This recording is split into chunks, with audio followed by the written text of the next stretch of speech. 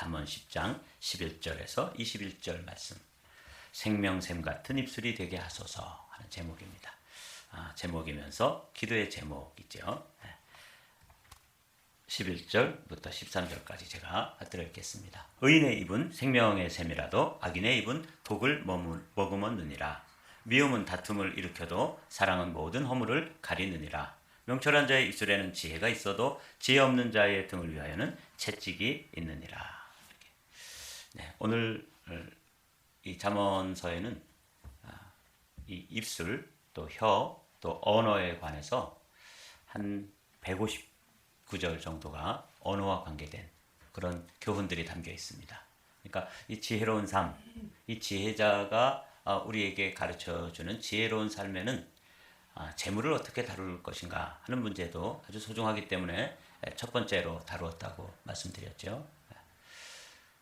총론을 말씀하신 후에 강론에서 첫 번째 주제가 재물이라면 그거보다 더 중요한 주제는 이제 150절이나 되는 방대한 가르침으로 언어에 관해서 우리 언어의 사용, 혀 또는 입술, 또 언어 이렇게 되어 있는 이 주제가 한 150절 정도가 이 잠언서에 가득 들어 있습니다. 그러니까 이 언어 생활이 믿음 생활에 있어서 아주 중요한 것이죠. 우리 신앙생활 하는데 보면 이 언어가 차지하는 게 엄청나죠. 예배 자체가 언어입니다. 그렇죠? 설교 말씀도 언어고 우리가 하나님께 이제 예배를 마친 후에 우리가 함께 기도하게 되는데 그 기도도 뭐예요? 언어죠. 또 찬송도 언어잖아요. 그래서 우리가 영적인 삶을 살아가는 데 있어서 이 언어만큼 소중한 게 없는데 오늘도 우리가 이 언어에 있어서 원 센텐스로 저와 여러분들이 설교 제목이면서 기도의 제목으로 나눈 것이 바로 생명샘 같은 입술이 되게 하소서. 이게 너무 중요한 것이죠. 그러니까 입술은 두 가지로 볼 수 있겠죠. 똑같은 입술인데 하나는 생명이 솟아나는 생명의 샘물이 솟아나는 것과 같은 그런 입술이 있고 같은 입술인데 거기서 독이 나오고 사망이 솟아나오고 그 혀 또는 언어의 영향력으로 말미암아서 독이 뿜어 나오는 거죠.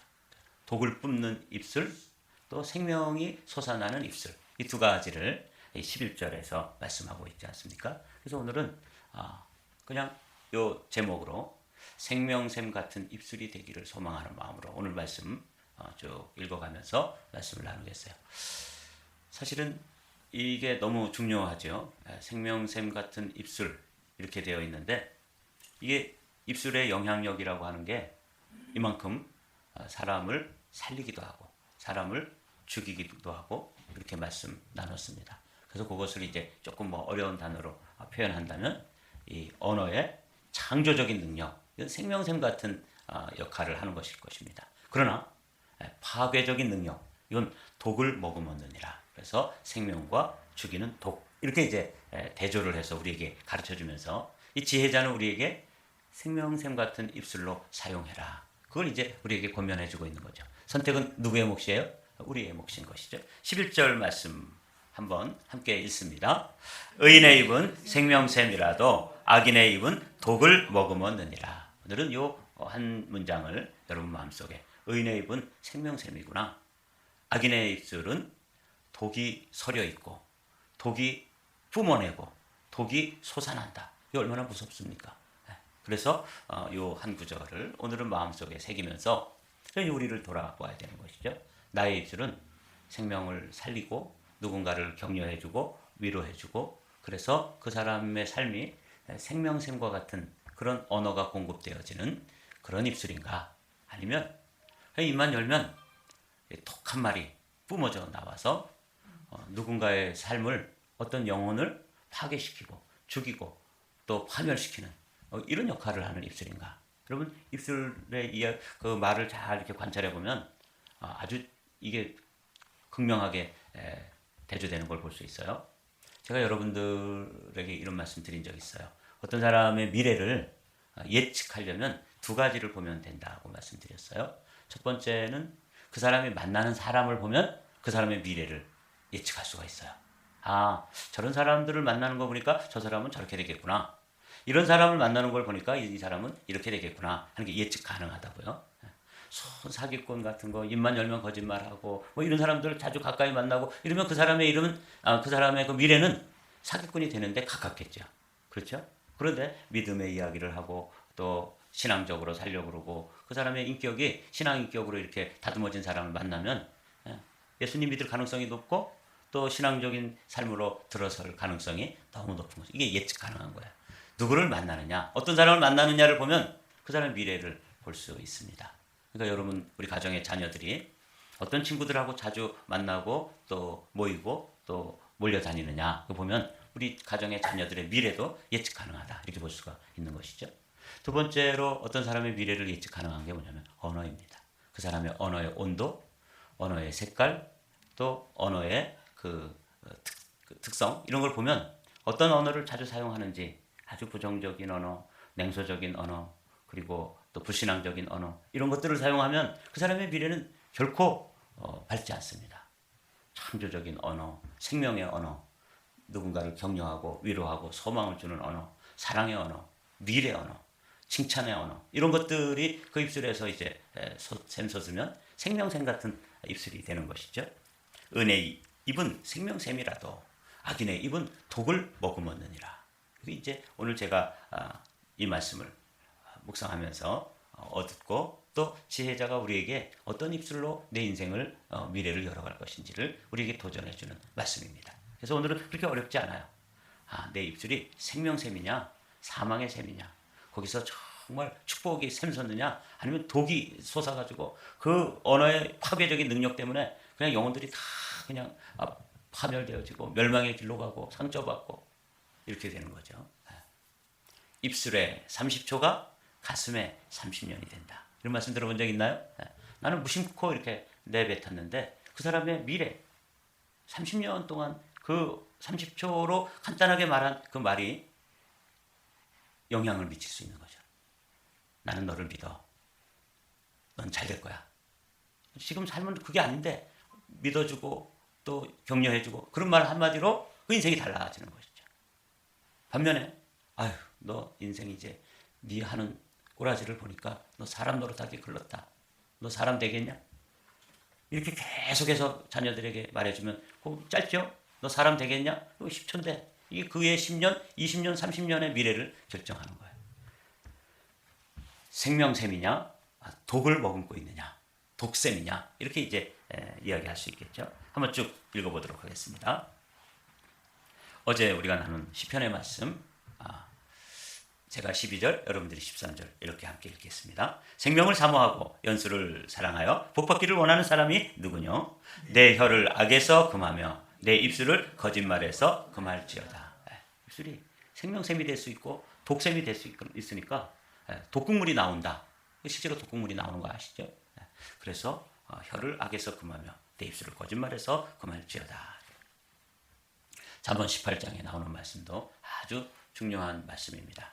18장 20절, 21절의 말씀을 제가 읽어볼게요. 사람은 입에서 나오는 열매로 말미암아 배부르게 되나니 곧 그의 입술에서 나는 것으로 말미암아 만족하게 되느니라.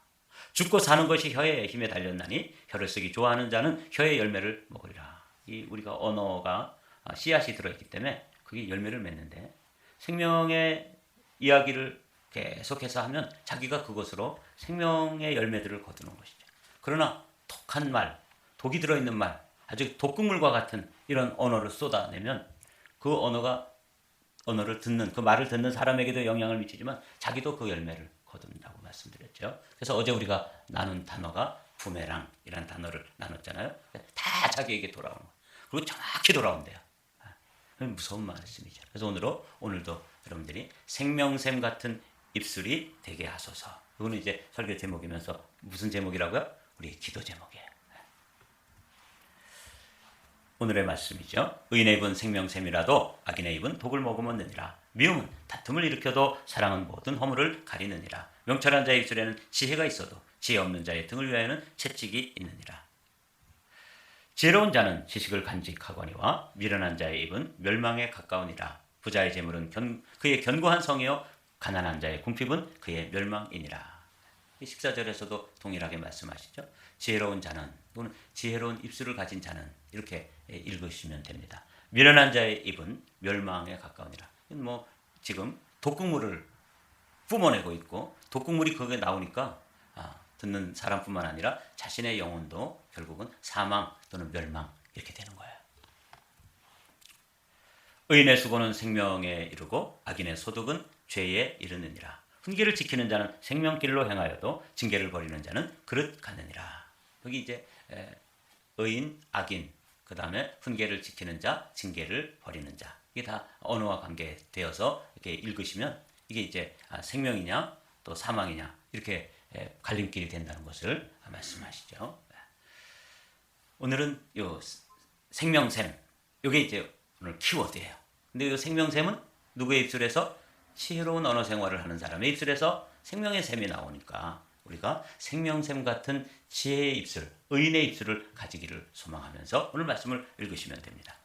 미움을 감추는 자는 거짓된 입술을 가진 자요 중상하는 자는 미련한 자이니라. 이게 다 언어와 관계된 말씀들이잖아요. 말이 많으면 허물을 면하기 어려우나 그 입술을 제어하는 자는 지혜가 있느니라. 이런 것들을 이제 우리가 자녀들과 함께 이 잠언을 이렇게 잠언이 31장으로 되어 있는데 매일 하루 한 장씩 다른 성경은 이제 성경 통독 스케줄에 따라서 읽으면서 가정에서 자녀들과 함께 이 잠언서를 이렇게 읽으시면 1년에 12권을 읽을 수 있죠. 오늘이 며칠이죠? 18일이다. 그러면 잠언서 18장을 읽으시면 되는 날이에요. 쉽죠? 19일에는 19장을 읽고 특별히 이제 가정 예배를 드린다 그러면 그 잠언서 한 장을 돌아가면서 읽고 그러니까 이런 것들은 뭐 긴 설명은 필요 없어요. 그러나 아주 핵심적인 그런 교훈을 담고 있기 때문에 자주 읽고 또 머릿속에 남아 있어야 되기 때문에 매일매일 이렇게 잠언서를 읽어가는 것이 또 지혜로운 사람이 되는 비결입니다. 우리가 이제 이 하나님의 말씀을 계속해서 읽으면 그 말씀이 이제 우리의 그 영혼에 이렇게 그릇에 담겨 있잖아요. 그러다가 결정적인 순간에 그 담겨 있고 잠재되어 있는 말씀이 이제 우리 밖으로 나와서 그 말들이 역사하는 것이죠. 사실 우리 한 사람 한 사람이 작은 우주입니다. 소우주예요. 놀랍죠. 잠시 후에도 살펴보겠지만 이 세상이 우주죠. 이 우주와 큰 우주와 작은 우주 사이를 연결하는 게 뭐냐면 언어예요. 이 언어를 통해서 이 우주에 하나님께서 펼쳐놓으신 어마어마한 복들, 그것을 이제 생명이라고 하면 그 생명을 가져오는 통로가 뭐냐면 언어인데 반대로 이 작은 우주와 큰 우주 사이를 연결하는 그 연결의 통로가 언어인데 그것을 사망의 독을 여기서 뿜어내면 이 우주에 들어있는 어마어마한 하나님께서 또 펼쳐놓은 그런 어둠의 기운들이 또 언어를 통해서 우리에게 다 몰려오게 되죠. 우리가 작은 우주인데 이 우주를 어떻게 경영하느냐? 생명샘 같은 입술로 경영하게 되기를 주님의 이름으로 축복합니다.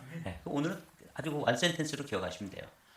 내 입술이 사망의 샘이 될 것이냐 생명의 샘이 될 것이냐 이런 관점으로 오늘 말씀을 읽으시면 되겠습니다.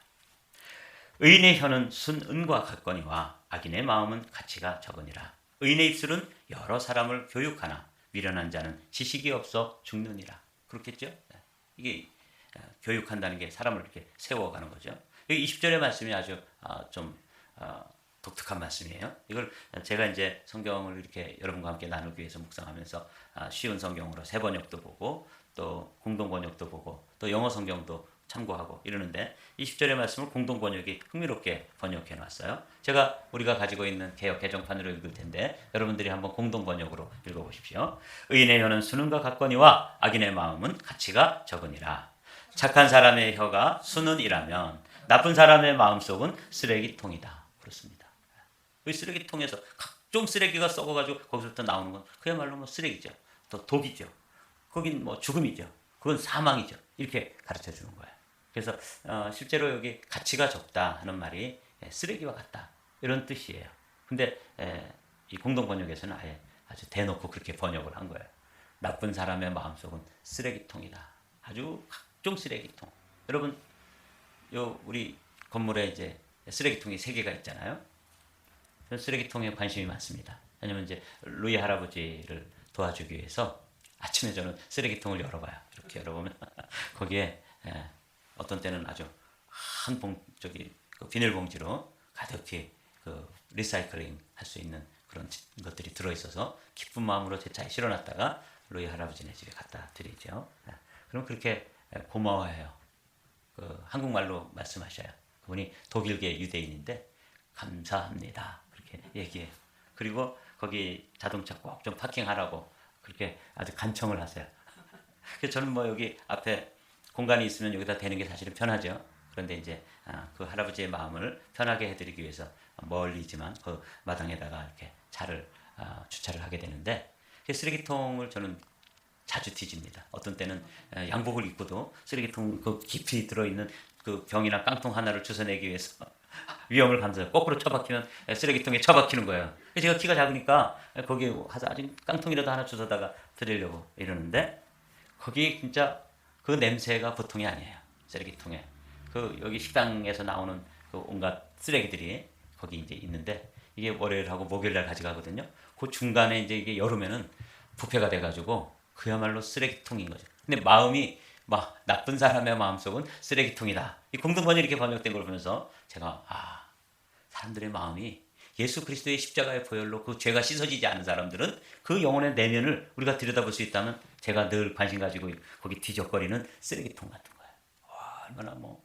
그리고 여름에는 거기다 또 파리들이 거기가 뭐 좀 살땐 줄 알고 거기다가 또 알을 쓸어 놓잖아요. 그럼 거기서 또 구더기가 나와서 막 기어다니고 이러는데 우리 마음속이 그렇다는 거 아니에요.